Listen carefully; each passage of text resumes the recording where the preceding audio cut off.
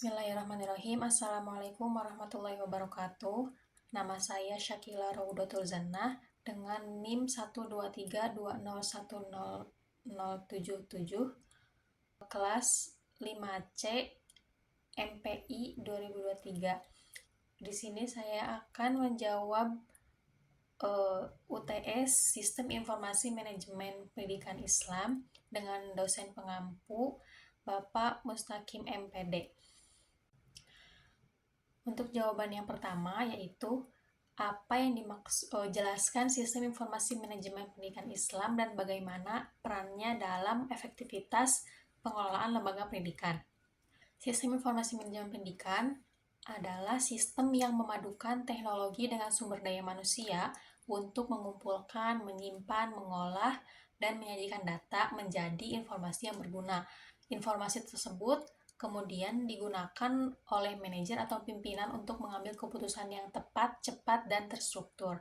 Dalam konteks pendidikan, sistem informasi manajemen pendidikan ini membantu sekolah, madrasah untuk mengelola data seperti data siswa, kegiatan sekolah, guru, keuangan, agar proses pengambilan keputusan berjalan dengan baik dan efektif.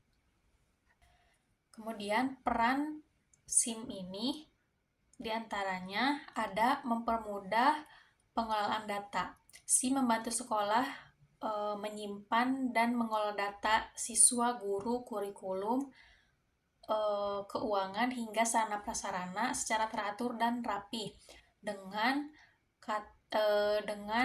data yang tersimpan baik. Sekolah lebih mudah mengakses informasi kapanpun data tersebut dibutuhkan. Selanjutnya mendukung pengambilan keputusan. Informasi yang akurat dan cepat membuat pimpinan sekolah bisa mengambil keputusan yang lebih tepat, baik dalam bidang akademik, non-akademik, dan yang lainnya. Misalnya dalam menentukan kebijakan pembelajaran, pimpinan dapat mengambil keputusan dengan secara efektif. Selanjutnya, meningkatkan efisiensi kerja. Banyak administrasi biasanya pekerjaannya memakan waktu yang sangat lama, rekap nilai, absensi, laporan, karena masih bersifat manual. Nah, ketika SIM ini ada, bisa dilakukan lebih cepat. Guru dan staf tidak perlu berulang-ulang mencatat catatan data secara manual, sehingga waktu bisa dialihkan untuk pendidikan lainnya. Selanjutnya, meningkatkan transparansi dan akuntabilitas. Dengan data yang jelas dan terdokumentasi, lembaga pendidikan Islam akan lebih transparan dalam keuangan, kegiatan, maupun kebijakan yang akan diambil. Hal ini penting untuk menjaga kepercayaan orang tua, masyarakat, dinas pendidikan, dan yang lainnya. Yang terakhir, komunikasi lancar antar sekolah, guru, siswa, dan orang tua. Sistem informasi manajemen pendidikan dapat dapat menjadi media komunikasi seperti penyampaian jadwal, nilai, pengumuman, dan kegiatan sekolah, semuanya berjalan dengan baik, dengan secara teratur, karena komunikasi yang baik ini akan mendukung pendidikan Islam yang selaras antara sekolah dan keluarga. Untuk jawaban nomor 2, yaitu menguraikan komponen utama dalam sistem informasi manajemen pendidikan, serta menjelaskan bagaimana setiap komponen saling berhubungan. Komponen sistem informasi manajemen pendidikan diantaranya ada hardware, software, data, manajemen sumber daya, prosedur, langkah-langkah kerja, dan yang terakhir adalah jaringan komunikasi. Hardware itu seperti komputer, jaringan, alat-alat yang diperlukan dalam menunjang keberlanjutan sebuah sistem informasi. Kemudian ada software. Software ini perangkat lunak seperti Microsoft Word, Microsoft Excel, database, EMIS, aplikasi yang dapat digunakan menyimpan data-data di sana. Yang ketiga ada data. Data ini mencakup data-data yang dikumpulkan oleh staf atau guru, seperti data guru, data sekolah, data murid, data nilai, dan yang lainnya. Kemudian ada manajemen sumber daya. Nah, sumber daya manusia ini seperti guru, staf, administrator, operator, kepala sekolah, ini termasuk juga ke dalam komponen sistem informasi manajemen pendidikan. Selanjutnya ada prosedur atau metode kerja. Tanpa manajemen sumber daya manusia, tanpa prosedur, mereka tidak akan tahu bagaimana cara mengerjakan data disimpan ke dalam software dan yang lainnya. Maka harus ada aturan dan langkah-langkah dalam pengolahan data, mulai dari pengumpulan, penyimpanan, hingga pelaporan. Hal ini harus dikerjakan secara terstruktur supaya tidak adanya kemungkinan-kemungkinan yang terjadi. Yang terakhir itu yaitu jaringan komunikasi, yaitu media yang menghubungkan sistem agar informasi dapat diakses dan dibagikan. Misalnya jaringan internet, LAN, WiFi, dan yang lainnya. Kemudian, apa hubungannya? Semua komponen ini saling berhubungan karena data yang dikumpulkan tadi dari kegiatan sekolah, dari kegiatan belajar mengajar, nilai anak, semuanya dikumpulkan dan disimpan,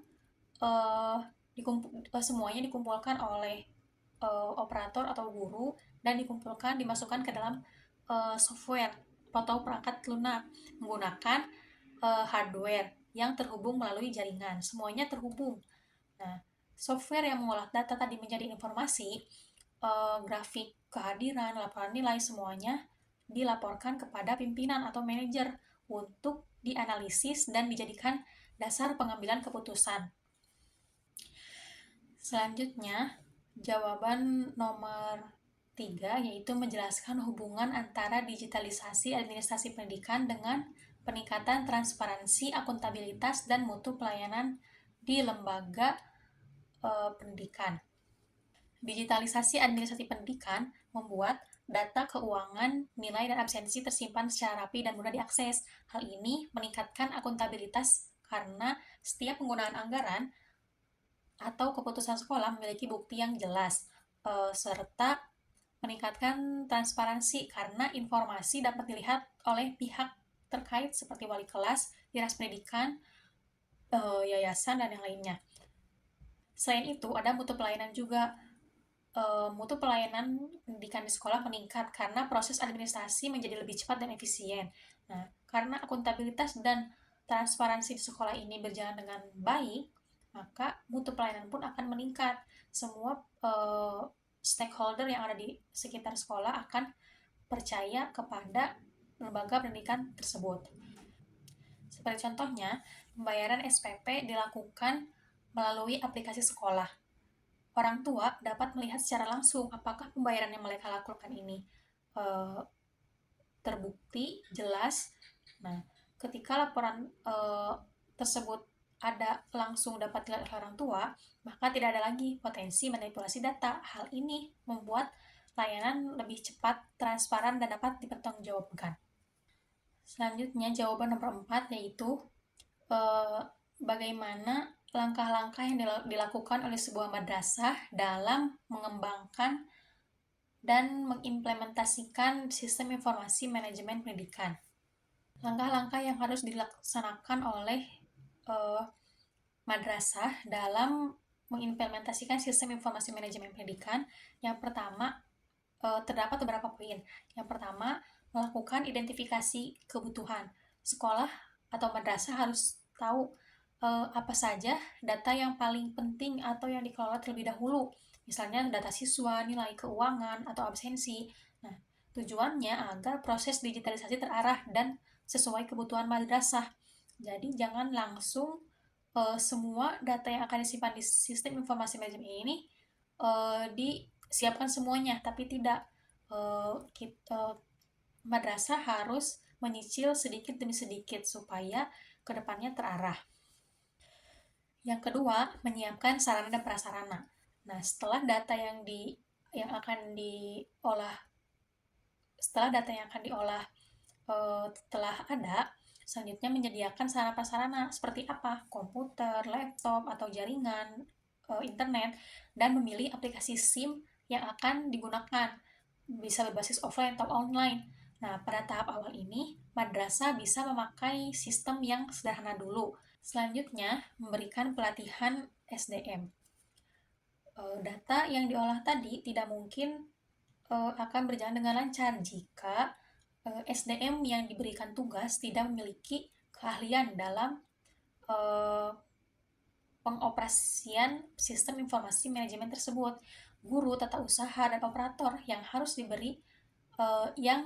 diberi tugas untuk mengoperasikan data tersebut harus diberi pendampingan atau pelatihan agar siap menggunakan sistem baru.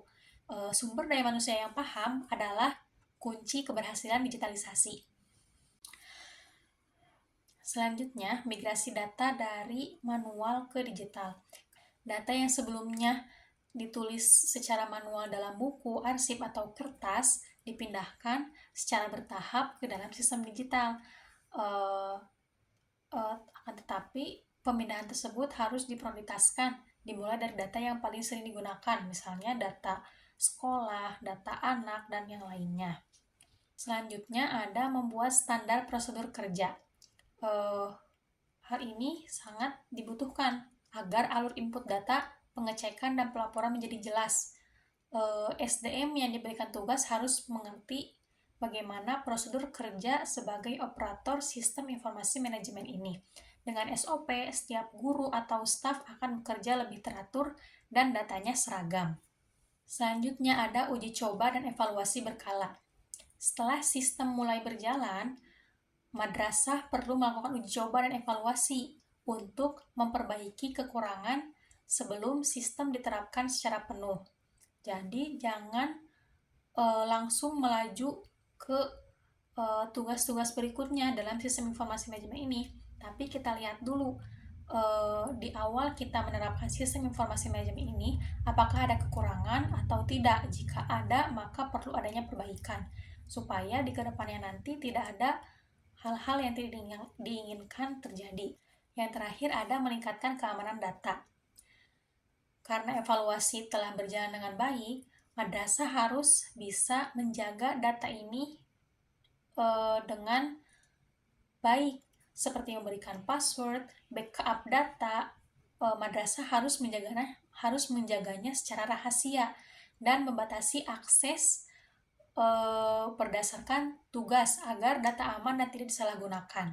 Pada intinya, madrasah perlu memulai secara bertahap dari awal, menentukan kebutuhan, menyiapkan sarana, melatih SDM, memindahkan data, membuat SOP, evaluasi, mengamankan data, karena dengan langkah ini transisi dari sistem manual ke digital akan lebih lancar dan efektif.